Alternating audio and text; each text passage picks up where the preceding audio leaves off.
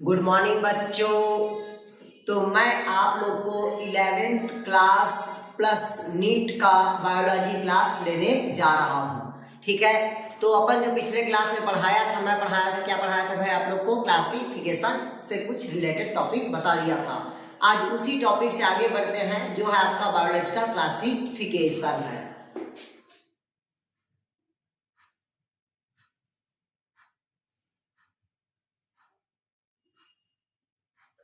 ये देखिएगा, ये जो बायोलॉजिकल क्लासिफिकेशन होता है मतलब जैवीय वर्गीकरण होता है। ये जो जैवीय वर्गीकरण में क्या होता है, एक जीव जगत का क्या करते हैं भाई, क्लास में डिवाइड करते हैं। जब किसी भी जीव जगत का क्लास में डिवाइड करना क्या कहलाता है, वो क्लासिफिकेशन कहलाता है। फिर इसके अंतर्गत क्या होता है, बहुत सारे जीवों में क्या होगा, समानता होगा, बहुत सारे जीवों में क्या होगा, असमानता होगा। उसी को बेस मान के या आधार मान के उन सभी जीव जगत का हम क्या करते हैं, वर्गीकरण करते हैं। तो ये जो वर्गीकरण होगा इसको जनरली 3 ग्रुप में बांटा गया है। कितना ग्रुप में बांटा गया भाई? आपका 3 ग्रुप में बांटा गया है। इसमें से पहला जो होता है टाइप्स ऑफ क्या कहते हैं भाई, वर्गीकरण। ये देखिएगा, टाइप्स ऑफ क्लासिफिकेशन मतलब वर्गीकरण के प्रकार। ये वर्गीकरण को जनरली 3 क्लास में बांटा गया है। कितना क्लास में बांटा गया भाई? 3 क्लास में बांटा गया। पहला होता है आपका आर्टिफिशियल सिस्टम, या उसी को कहते हैं आर्टिफिशियल सिस्टम ऑफ क्लासिफिकेशन कहते हैं। क्या कहेंगे पहला भाई? Artificial system of classification. ये क्वेश्चन पूछता है, ध्यान सुनिएगा। क्या कहता है भाई कि आर्टिफिशियल सिस्टम ऑफ क्लासिफिकेशन मतलब कृत्रिम वर्गीकरण प्रणाली को किसने दिया था? तो ये जो आर्टिफिशियल सिस्टम ऑफ क्लासिफिकेशन को जो देने का श्रेय जाता है वो किसको जाता है आपका भाई? मतलब थियोफास्टस को जाता है और कैरोलस लिनियस को जाता है। किसको जाता है भाई? आपका कैरोलस लिनियस को। और किसको जाता है? आपका थियोफास्टस को जाता है। क्लियर हुआ? ध्यान सुनिएगा, आपसे पूछा कि कृत्रिम प्रणाली वर्गीकरण को किसने दिया था? तो किसने दिया था भाई? आपका कैरोलस लिनियस ने और थियोफास्टस नामक वैज्ञानिक ने इसको दिया था। ये जो आर्टिफिशियल होता है, ये आर्टिफिशियल को लैंगिक वर्गीकरण के नाम से भी जाना जाता है। लैंगिक वर्गीकरण मतलब क्या होता है भाई? आपको इसको सेक्सुअल क्लासिफिकेशन के भी नाम से जाना जाता है। क्लियर हुआ? एक दो बार इसको नीट में पूछ चुका है कि आर्टिफिशियल सिस्टम ऑफ क्लासिफिकेशन को किसने दिया था? तो कैरोलस लिनियस नामक वैज्ञानिक ने दिया था। इसके साथ साथ और कौन सा नामक वैज्ञानिक ने दिया था? तो थियोफास्टस नामक वैज्ञानिक ने दिया था। आपको पता है कि कैरोलस लिनियस को क्या कहते हैं? फादर ऑफ टैक्सोनॉमी कहा जाता है। क्या कहा जाता है भाई? फादर ऑफ टैक्सोनॉमी कहा जाता है। जबकि थियोफास्टस को इसको फादर ऑफ बॉटनी कहा जाता है। क्या कहा जाता है अभी आपका? Father of botany. इन्होंने क्या किया था? थियोफास्टस ने किसी भी प्लांट का मेल और फीमेल के ऊपर अध्ययन किया था। किसके ऊपर अध्ययन किया था? मेल और फीमेल के ऊपर अध्ययन किया था। इन्हीं दोनों में क्या देखा उन्होंने? असमानता देखा, और समानता के आधार पर इस वर्गीकरण को किस नाम से जाना गया भाई? आपका लैंगिक वर्गीकरण के नाम से जाना गया। ये कई बार क्वेश्चन पूछ चुका है नीट में, पूछता है कि कृत्रिम वर्गीकरण को किसने दिया था?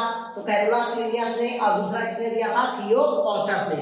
पूछा आपसे कि लैंगिक वर्गीकरण को किसने दिया था? कैरोलस लिनियस और थियोफास्टस। पूछा ऐसे कौन सा वर्गीकरण है जिसको लैंगिक जनन के नाम से जाना जाता है? तो वो आर्टिफिशियल सिस्टम ऑफ क्लासिफिकेशन को जाना जाता है। क्लियर है? क्योंकि इसमें क्या होता है, जो प्लांट्स होता है उसमें किसी प्लांट में मेल और फीमेल दोनों एक ही प्लांट में होता है, और बहुत सारे ऐसे प्लांट है जिसमें मेल और फीमेल क्या होता है, अलग अलग प्लांट्स में पाया जाता है। जैसे कि मान लीजिएगा मेल और फीमेल दोनों अगर एक ही प्लांट में है तो वो कहलाता है आपका मोनोसियस कहलाता है। क्या कहलाएगा भाई? आपका मोनोसियस कहलाएगा। क्लियर है? अगर दोनों मेल और फीमेल दोनों अलग अलग प्लांट में है, इसमें अभी आपका अलग अलग है, मतलब मेल अलग हो गया और फीमेल अलग हो जाएगा, तो उसको अपन क्या करते हैं? डायोसियस कहते हैं। ये पौधा ही अलग होता है। ध्यान सुनिएगा, जिस पौधे में मेल और फीमेल एक ही पौधे में होगा वो क्या कहलाएगा आपका मोनोसियस। जिस प्लांट मेल और फीमेल अलग होगा वो क्या कहलाएगा डायोसियस होगा। इसी के आधार पर थियोफास्टस ने इसको क्या किया था वर्गीकरण किया था। तो पहला कौन हुआ भाई आपका आर्टिफिशियल सिस्टम ऑफ क्लासिफिकेशन हुआ।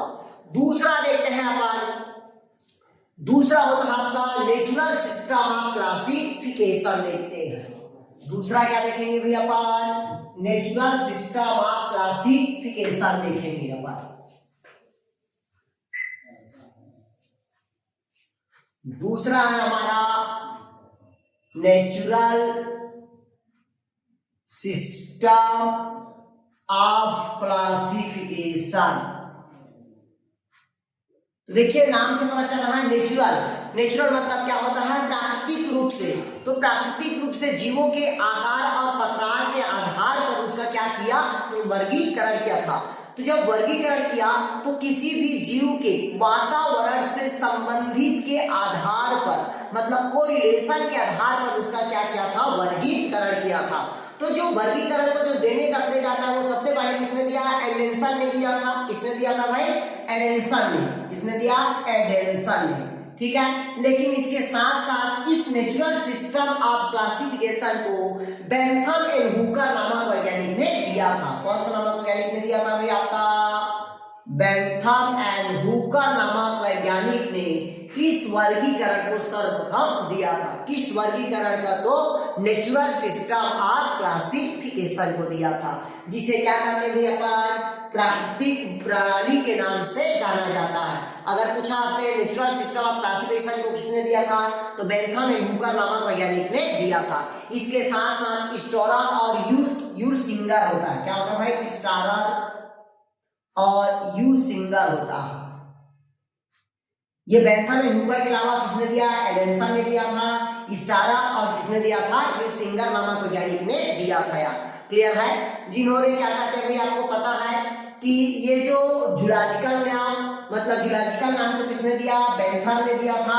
जूलॉजिकल नाम को किसने दिया था आपका जूलॉजिकल को बेंथम ने, जबकि हुकर ने किसका अध्ययन किया था प्लांट का अध्ययन किया था। तो दोनों वैज्ञानिक को किसको श्रेय जाता है नेचुरल सिस्टम ऑफ क्लासिफिकेशन। अगर पूछा आपसे कि बेंथम ने जब नेचुरल सिस्टम ऑफ क्लासिफिकेशन का अध्ययन किया तो किस चीजों का अध्ययन किया था तो जीव जंतु का अध्ययन किया था। किसका किया था भाई आपका एनिमल का अध्ययन किया था, जबकि हुकर नामक वैज्ञानिक ने किसका अध्ययन किया था प्लांट का अध्ययन किया था। इस कारण नेचुरल सिस्टम ऑफ क्लासिफिकेशन को किसने दिया था तो बेंथम ने हुकर नामक वैज्ञानिक ने दिया था। यार क्लियर है। ये सिर्फ किसके आधार पर दिया प्लांट और एनिमल के आधार पर क्या किया था उसको अध्ययन किया था। किंतु किसी भी प्लांट या एनिमल के समानता और असमानता और पर्यावरण से पारस्परिक व्यवहार संबंध के आधार पर इसका क्या किया था भाई वर्गीकरण किया था। क्लियर हुआ। तो दूसरा को हुआ भाई आपका नेचुरल सिस्टम ऑफ क्लासिफिकेशन। तीसरा होता है जिसको कहते हैं फाइलोजेनेटिक सिस्टम ऑफ क्लासिफिकेशन कहते हैं। तीसरा क्या कहते हैं भाई फाइलोजेनेटिक सिस्टम ऑफ क्लासिफिकेशन कहते हैं। ठीक है, ये जो फाइलोजेनेटिक सिस्टम ऑफ क्लासिफिकेशन को जाता है वो देखिएगा कैसे जाता है। फाइलोजेनेटिक तीसरा होता है phylogenetic system of classification. Phylogenetic system of classification. देखिएगा फाइलोजेनेटिक मतलब किसी भी जीव के जाति वृद्धि के आधार पर उसका अध्ययन करना ही क्या कराता है भाई फाइलोजेनेटिक सिस्टम ऑफ क्लासिफिकेशन कराता है। जैसे कोई भी जीव है तो कोई भी जीव के किसको बेस माना जाता है भाई उसकी जाति के आधार पर उसका क्या करते हैं वर्गीकरण करते हैं। और ये जो वर्गीकरण को श्रेय जाता है एंगलर और प्रांटल को जाता है। किसको जाता है भाई आपका एंगलर एंड प्रांटल को जाता है। किसको जाता है भाई आपका एंगलर एंड प्रांटल नामक वैज्ञानिक ने सर्वप्रथम फाइलोजेनेटिक सिस्टम ऑफ क्लासिफिकेशन को दिया था, जिसको कहते हैं जाति वृत्ति के वर्गीकरण भी कहते हैं। इसके साथ साथ इसको हचिंसन नामक वैज्ञानिक ने भी दिया था। किसने दिया था भाई आपका हचिंसन नामक वैज्ञानिक ने दिया था। किसने दिया था भाई आपका हचिंसन नामक वैज्ञानिक ने।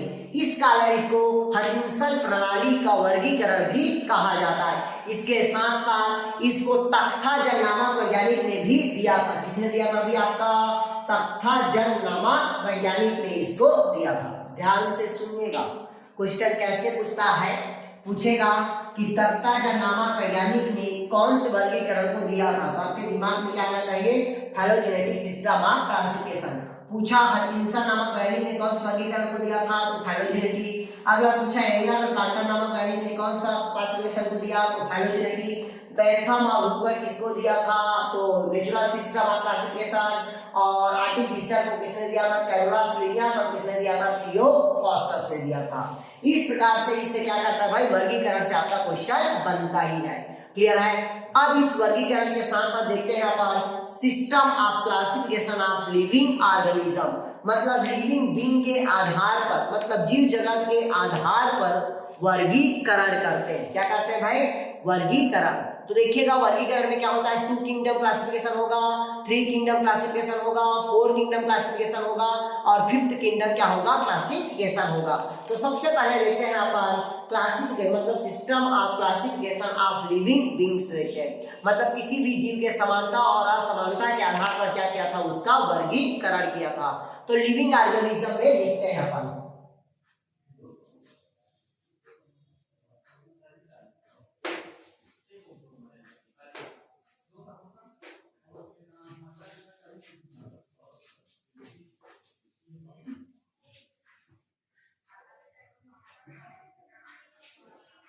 इधर देखिएगा क्या कहता है भाई? आपका क्लासिफिकेशन देखते हैं। क्या देखते हैं भाई अपन? क्लासिफिकेशन। तो लिविंग ऑर्गेनिज्म का जब क्लासिफिकेशन की बात करते हैं, इधर देखिएगा सिस्टम, मतलब क्या कहते हैं भाई इसको? Kingdom system of classification. Kingdom system of classification. तो देखिएगा जो लिविंग ऑर्गेनिज्म होता है, कौन सा ऑर्गेनिज्म होता है भाई? आपका लिविंग ऑर्गेनिज्म। ये लिविंग ऑर्गेनिज्म को 2 ग्रुप में बांटा गया है। कितना ग्रुप में बांटा गया भाई? 2 ग्रुप में। पहला प्लांट और दूसरा क्या होता है आपका? एनिमल्स होता है। तो देखिएगा एक ग्रुप हो गया आपका प्लांट्स हो गया और दूसरा ग्रुप आपका कौन हो गया? एनिमल्स हो गया। तो एनिमल को भी क्या करते हैं भाई? 2 ग्रुप में बांटा गया है। एक होता है इनाइमा होता है और दूसरा होता है एनाइमा होता है। क्लियर हुआ? ये 2 अलग अलग ग्रुप में बांटा गया है। मतलब इसमें क्या होता है? आरबीसीएस क्या होता है? प्रेजेंट होगा। इसमें आरबीसीएस क्या होता है? एब्सेंट होगा। क्लियर है? मतलब इसमें क्या होता है? इसमें आरबीसी मतलब लाल रक्त कणिका क्या होता है? उपस्थित होता है और इसमें लाल रक्त कणिका क्या होता है? अनुपस्थित होता है। उसी के आधार पर एनिमल्स को 2 ग्रुप में बांटा गया है, जो मैं आपको पढ़ा दिया हूँ। उसी प्रकार से प्लांट को 3 ग्रुप में बांटा गया है। कितना ग्रुप में बांटा गया भाई? आपका 3 ग्रुप में बांटा गया है। पहला होता है आपका हर्ब्स होता है, दूसरा होगा आपका श्रब होगा, दूसरा क्या होगा? श्रब, और तीसरा क्या होता है आपका? ट्री होता है। ये 2 ग्रुप में क्या करते हैं? लिविंग ऑर्गेनिज्म को बांटा गया है। एक तो प्लांट में और दूसरा क्या होता है? एनिमल्स में बांटा गया है। ठीक है? तो ये हो गया आपका किसका? किंगडम सिस्टम ऑफ क्लासिफिकेशन में हो गया। तो इसी कारण से देखते हैं कि जो किंगडम सिस्टम ऑफ क्लासिफिकेशन है उसमें से पहला देखते हैं 2 किंगडम सिस्टम ऑफ क्लासिफिकेशन देखते हैं। क्या देखते हैं भाई? 2 किंगडम सिस्टम ऑफ क्लासिफिकेशन। तो पहला देखते हैं आपका 2 किंगडम सिस्टम ऑफ क्लासिफिकेशन, मतलब किसी भी लिविंग ऑर्गेनिज्म को 2 ग्रुप में बांटा गया है, जिसको अपन क्या कहते हैं? 2 किंगडम सिस्टम ऑफ क्लासिफिकेशन। तो सर्वप्रथम जो 2 किंगडम क्लासिफिकेशन को जो देगा से जाता है वो कैरोलस लिनियस हो जाता है। किसको जाता है भी? आपका कैरोलस लिनियस नामक वैज्ञानिक ने सर्वप्रथम 2 किंगडम क्लासिफिकेशन को दिया था। इसमें 2 किंगडम था, उसमें से जो पहला होता है वो देखिएगा जो कैरोलस लिनियस का जाता है वो 2 किंगडम को देता है। किसको देता है भाई? आपका 2 किंगडम को। एक तो आपका एनिमल्स होगा और दूसरा क्या होगा भाई? आपका प्लांट किंगडम होगा। ठीक है? इसके 2 ही जगत में बांटा गया है। कितना जगत में बांटा गया भाई? आपका 2 जगत में बांटा गया है। ठीक है? जब 2 जगत में बांटा गया है तो इसका कहानी भी क्या होता है? अलग अलग होता है। इधर देखिएगा एक तो होता है आपका कौन होगा भाई? आपका प्लांट किंगडम और दूसरा कौन होता है भाई? आपका एनिमल्स किंगडम। इन्हीं 2 ग्रुप में क्या किया था? आपका बांटा गया था। तो प्लांट में आपका हायर प्लांट आएगा और कौन आता है आपका लोअर प्लांट के अंतर्गत आता है। जैसे कि मान लीजिएगा प्लांट में कौन कौन आएगा आपका एल्गी आएगा, ठीक है, आपका कौन आएगा फंजाई आएगा, आपका कौन आएगा ब्रायोफाइट आएगा, फिर अगला कौन आएगा आपका टेरिडोफाइट आएगा, ठीक है, एंजियोस्पर्म आएगा आपका, और कौन आएगा आपका भाई जिम्नोस्पर्म आएगा। ये सभी किसके अंतर्गत आता है भी आपका प्लांट के अंतर्गत आता है, ठीक है। ये कैरोलस लिनियस ने कितने जगत में बांटा है भी आपका 2 जगत में बांटा गया है, पहला प्लांट किंगडम और दूसरा क्या होगा एनिमल्स किंगडम को। अगर पूछा कि फंजाई को किस किंगडम में रखा गया कैरोलस लिनियस ने, तो प्लांट के अंतर्गत रखा गया है, एल्गी को प्लांट, ब्रायोफाइटा को प्लांट, टेरिडोफाइटा, एंजियोस्पर्म और जिम्नोस्पर्म इन सभी को किसके अंतर्गत रखा गया है आपका प्लांट के अंतर्गत रखा गया है। जबकि एनिमल्स में, जबकि कुछ ऐसे जंतु होते हैं जिसको किसमें रख गया अभी आपका एनिमल्स में रखा गया है। जैसे कि मान लीजिएगा एनिमल्स में, जैसे कि मान लीजिएगा प्रोटोजोअन्स को रखा गया है, किसको रखा गया है प्रोटोजोअन्स को, स्पंज को रखा गया है, आर्थ्रोपोडा को रखा गया है, एनेलिडा को रखा गया है, मैमल्स को रखा गया, ये बहुत सारे ग्रुप को किसमें रखा गया आपका एनिमल्स में रखा गया है। लेकिन जो इंपॉर्टेंट क्वेश्चन है वो कैरोलस लिनियस ने क्या किया था, कुछ ऐसे जीव होते हैं जिसको प्लांट और एनिमल दोनों के बीच में रखा गया है। जैसे कौन कौन स्पीशीज होता है, तो क्लेमाइडोमोनास, कौन होता है भाई आपका क्लेमाइडोमोनास, और दूसरा होता है आपका यूग्लिना। इन दोनों को किसके अंतर्गत रखा गया है, तो दोनों के आपका अंतर्गत रखा गया है, जिसको कहते हैं संयोजी कड़ी कहते हैं। क्लियर है, जिसको प्लांट में भी रखा गया है और एनिमल दोनों में रखा गया। ये क्वेश्चन मोस्ट इंपॉर्टेंट है, मैं पहले बता दिया हूं। अगर पूछा आपसे कि 2 किंगडम सिस्टम ऑफ क्लासिफिकेशन को किसने दिया था, मतलब 2 जगत प्रणाली को सब किसने दिया था, तो आपके दिमाग में क्या आना चाहिए, कैरोलस लिनियस ने दिया था, ठीक है। ये जो कैरोलस लिनियस ने कौन कौन सा 2 जगह दिया था, तो पहला प्लांटी और दूसरा क्या था आपका एनिमल्स दिया था। तो जितने जो प्लांट होता है सबको किसके अंतर्गत रख दिया प्लांट के। अब मान लो पूछोगे लाइकेन को किसमें रख दिया, तो लाइकेन को भी किसमें रखा गया भाई आपका प्लांट के अंतर्गत रखा गया। बाकी जितने भी जो एनिमल्स हैं सबको किसके अंतर्गत रखा है आपका एनिमल्स के अंतर्गत रखा गया है। लेकिन कुछ ऐसे जीव होते हैं जिसको प्लांट और एनिमल दोनों के बीच के गुण में रखा गया है। तो बीच में किसको रखा गया है भाई आपका क्लेमाइडोमोनास, और दूसरा किसको रखा गया आपका यूग्लिना को रखा गया है, ठीक है। ये दोनों क्या है आपका प्लांट के बीच में और एनिमल बीच में रखा गया है, ठीक है। ये कौन सा प्रणाली हो गया, द्विजगत प्रणाली हो गया, जिसको कहते हैं 2 किंगडम सिस्टम ऑफ क्लासिफिकेशन कहते हैं। क्लियर हुआ भाई। अगला देखते हैं अपन 3 जगत प्रणाली, मतलब उसको कहते हैं 3 किंगडम सिस्टम ऑफ क्लासिफिकेशन। अभी तक अपन क्या पढ़े 2 किंगडम क्लासिफिकेशन। अब अपन जो देखने जा रहे हैं वो है अपन 3 किंगडम सिस्टम ऑफ क्लासिफिकेशन।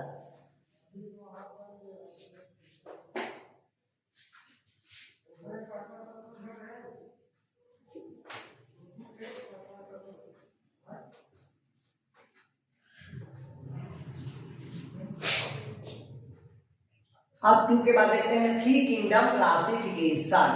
क्या देखते हैं भाई 3 किंगडम क्लासिफिकेशन। तो 3 किंगडम में आपको समझ आना चाहिए कि इसको 3 जगत में बांटा गया है। तो सर्वप्रथम 1866 में, किसमें भाई 1866 में अर्नस्ट हैकल नामक वैज्ञानिक ने, कौन सा नामक वैज्ञानिक ने, अर्नस्ट हैकल नामक वैज्ञानिक ने 3 जगत वर्गीकरण को दिया था। कितना जगत को दिया था, 3 जगत वर्गीकरण को। अगर पूछा 3 किंगडम सिस्टम ऑफ क्लासिफिकेशन को किसने दिया था, तो अर्नस्ट हैकल नामक वैज्ञानिक ने 3 जगत वर्गीकरण में क्या किया था, इसको प्रकाशित किया था। ये होता है आपका प्रोकैरियोटिक होता है और दूसरा क्या होता है आपका यूकैरियोटिक होता है, ठीक है। वो किसके आधार पर, तो केंद्रक के आधार पर इन्होंने 3 जगत में बांटा गया है, ठीक है। इसमें से क्या होता है, जिसमें कुछ कोशिकी स्तर होते हैं, जैसे कि कुछ क्या होते हैं प्रोटिस्टा जगत के होते हैं, कुछ आपका क्या होता है भाई आपका मतलब मोनेरा जगत का होता है। लेकिन मोनेरा जगत को नहीं दिया, इन्होंने 3 जगत में बांटा था। कितना जगत में बांटा था भाई आपका 3 जगत में बांटा था, जिसमें पहला होता है आपका प्लांटी होगा, पहला क्या होगा आपका प्लांटी, दूसरा क्या होगा आपका एनिमिलिया होगा, और तीसरा क्या होगा भाई आपका प्रोटिस्टा होगा। ये 3 ग्रुप में बांटा गया है। कितना ग्रुप में बांटा गया भाई आपका 3 ग्रुप में बांटा गया है। देखिएगा अर्नस्ट हैकल नामक वैज्ञानिक ने इस ग्रुप में किसको इंक्लूड किया था? तो प्रोटिस्टा को इंक्लूड किया था। पहला प्लांटी, दूसरा एनिमल, तीसरा क्या होगा? प्रोटिस्टा ग्रुप होता है। क्लियर है? तीन अलग अलग ग्रुप में क्या किया गया भाई? इसको डिवाइड किया गया है। क्लियर हुआ? तो 3 जगत किंगडम क्लासिफिकेशन को किसने दिया? अर्नेस्ट हैकर नामक वैज्ञानिक ने। अर्नेस्ट हैकर ने किसको इंक्लूड किया था? तो प्रोटिस्टा जगत को इंक्लूड किया था यार। और इस प्रोटिस्टा के अंतर्गत किसको रखा गया? आपका जीवाणु प्रोटोजोअन्स को रखा गया है। प्रोटिस्टा के अंतर्गत किसको रखा गया? आपका जीवाणु को रखा गया है, आपको प्रोटोजोअन्स ग्रुप को रखा गया है। क्लियर हुआ यार यहाँ तक के? अगर आपसे पूछा 3 जगत वर्गीकरण को किसने दिया था? तो अर्नेस्ट हैकर नामक वैज्ञानिक ने दिया था। पहला प्लांटी, दूसरा एनिमल, तीसरा क्या था? आपका प्रोटिस्टा ग्रुप है। क्लियर हुआ? ये 3 जगत वर्गीकरण हुआ। फिर इसके बाद कहता है 4 किंगडम सिस्टम ऑफ क्लासिफिकेशन। क्या कहता है अभी आपका? 4 किंगडम सिस्टम ऑफ क्लासिफिकेशन, मतलब 4 जगत प्रणाली। क्या कहता है अभी आपका? 4 जगत प्रणाली। तो देखते हैं अपन 4 जगत प्रणाली। ठीक है, 4 किंगडम, देखिएगा 4 किंगडम सिस्टम ऑफ क्लासिफिकेशन, मतलब 4 जगत वर्गीकरण। ये जो 4 जगत वर्गीकरण को जो देने का श्रेय जाता है वो सर्वप्रथम कोपलैंड नामक वैज्ञानिक को जाता है। मतलब 4 जगत वर्गीकरण को कोपलैंड नामक वैज्ञानिक ने क्या किया था? 1956 में प्रस्तुत किया था। मतलब 1956 में क्या किया था? इसको प्रतिपादित किया था। ये जो 4 जगत है इसमें जीव में क्या होता है? मोनेरा जगत को प्रस्तावित किया था। किसमें क्या किया था भाई? आपका मोनेरा जगत को प्रस्तावित किया गया। तो मोनेरा जगत में प्रस्तावित किया गया मतलब देखिएगा, एक हो गया आपका मोनीरा हो गया, दूसरा कौन हो गया आपका? प्रोटिस्टा हो गया, और तीसरा कौन हो गया आपका? प्लांटी हो गया, और चौथा कौन हो गया आपका? एनिमेलिया हो गया।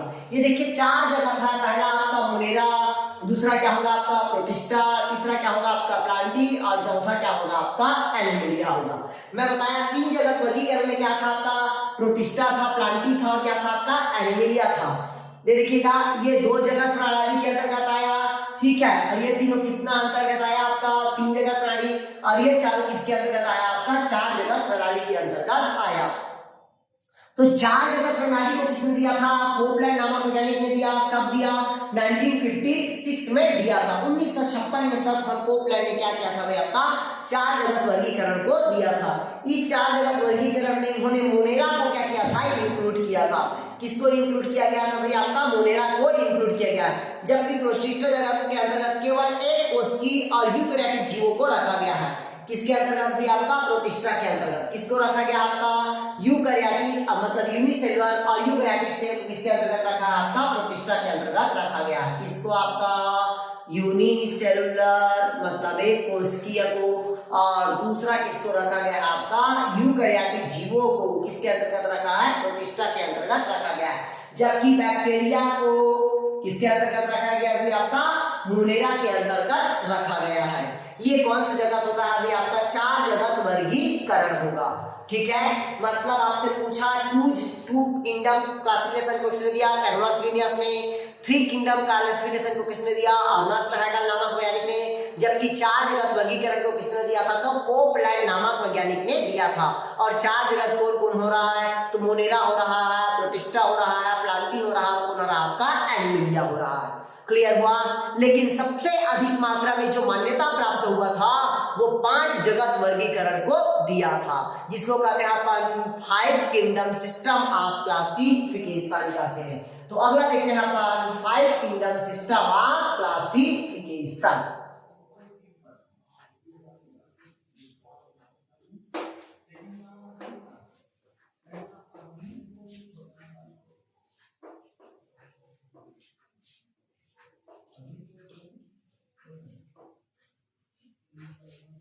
ये देखिएगा, अब देखते हैं अपन 5 किंगडम सिस्टम ऑफ क्लासिफिकेशन।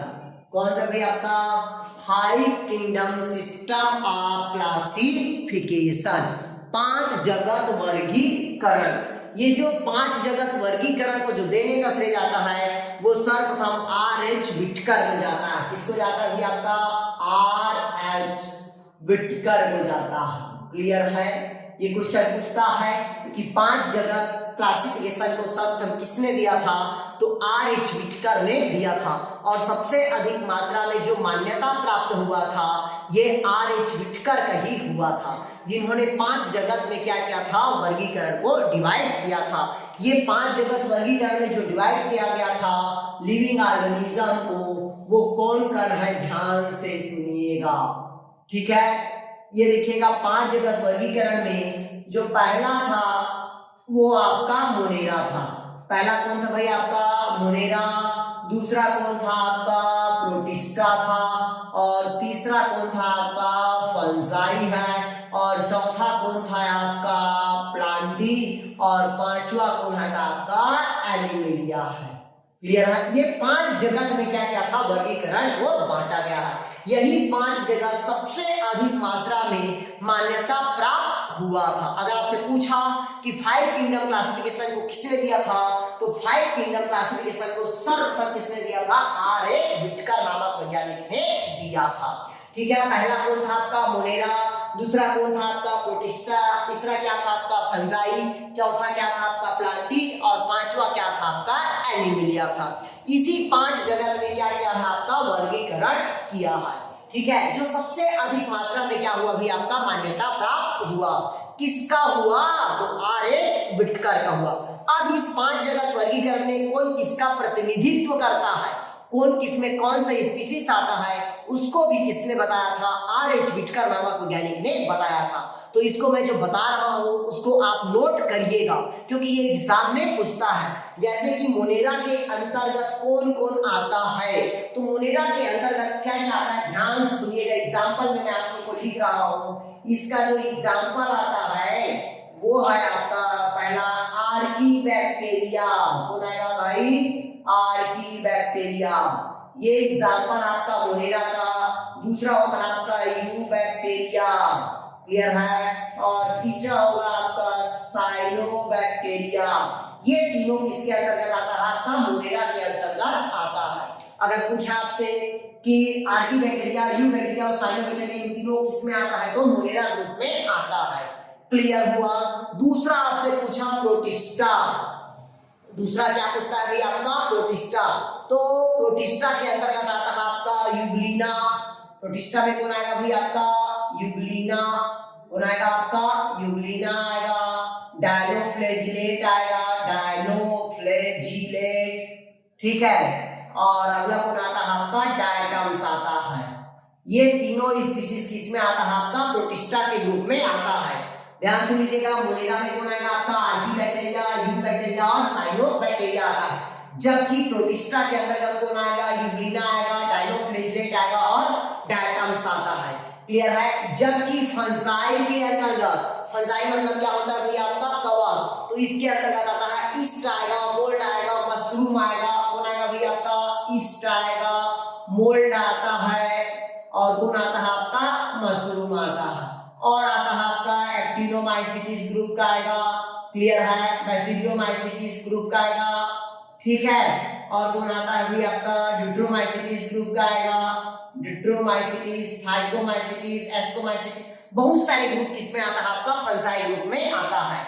जबकि प्लांट के अंतर्गत, तो प्लांट में मैं आप लोग को बता दिया कौन आता है आपका, लोअर प्लांट आएगा, हायर प्लांट आएगा, मॉसेस आएगा, एंजियोस्पर्म आएगा, जिम्नोस्पर्म आएगा। ये सभी किसके अंतर्गत आता है, प्लांट के अंतर्गत आता है। जैसे कि इसमें आएगा आपका lower plant.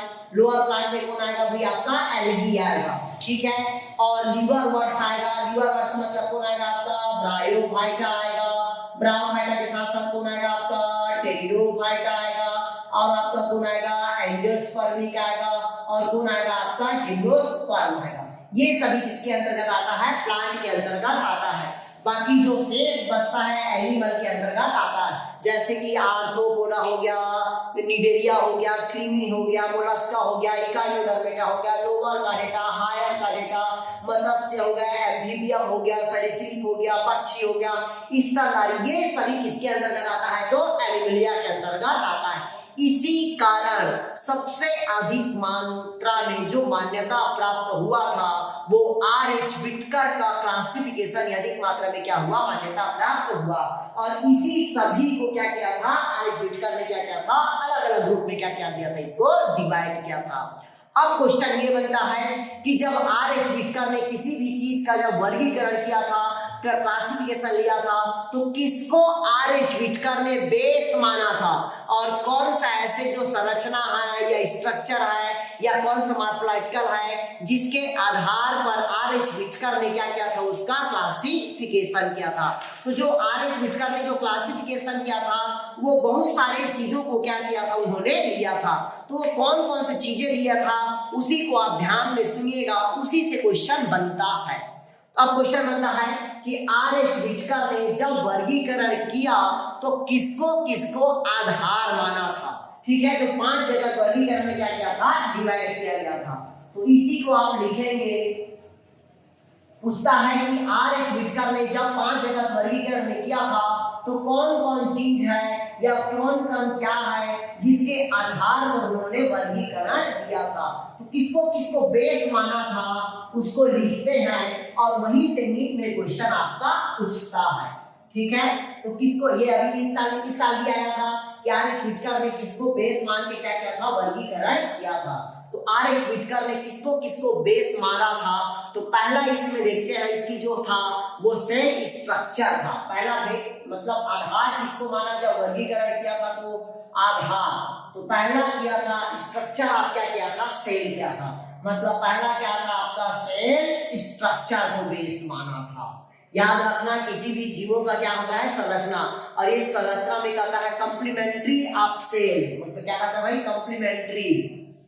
Complementary of cell, मतलब कंप्लीट सेल का क्या देखा, तो उन्होंने संरचना देखा था। उसी के आधार पर आर.एच. व्हिटकर ने क्या किया था, क्लासिफिकेशन किया था।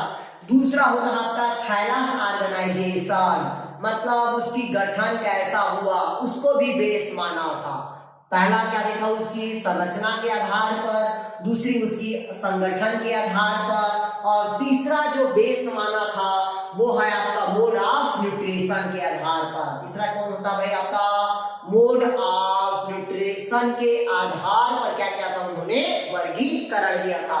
और जो चौथा होता है वो रिप्रोडक्शन को बेस माना था। किसको बेस माना था भाई, आपका रिप्रोडक्शन को बेस माना था, मतलब प्रजनन को उन्होंने क्या किया था, आधार माना था।